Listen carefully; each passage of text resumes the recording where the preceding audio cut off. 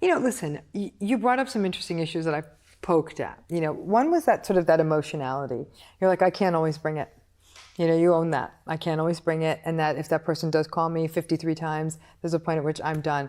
That could be experienced by another person as a lack of empathy or coldness. Mm-hmm. That was probably the only little red flag that popped up a little bit for me.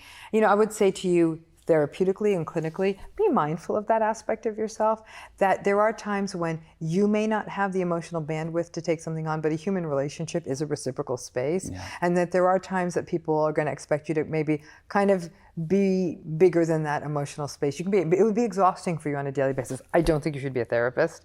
I don't think that would play upon your strengths, to be honest with you. No, it wouldn't. Yeah. But I do think that, it could, somebody who is, if you love someone and they're going through a hard time, they may need more of that space from you. And like I'd say, so much of how narcissism is addressed, if we're addressing it clinically, is mindfulness. And every one of us can bring mindfulness into our lives. You're not even narcissistic. I mean, we look at narcissism as a holistic Wait, now hold pattern. on. You said I'm not even narcissistic. Yeah, not really, no. I mean, the closest you got was like that little bit, that emotional, kind of clipness, as you called it. Maybe I should have been more. I feel like I need to be a little narcissistic to be like... If I was going to sit here and dissect you, sure, could I say there was one or two things that you said that was like, superficial? Like, how often are you big into stuff? Do you care about your whole, what you wear and what you drive and all of that? I don't have a car, and I don't think I've bought a piece of clothing in forever.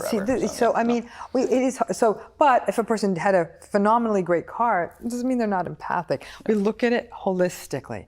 You're telling me that your measure of success is to get meaning and purpose from your work. Yeah. That's actually sort of the opposite of narcissism. And in fact, when we work with narcissistic clients, one of the things we try to do is meaning and purpose focused work.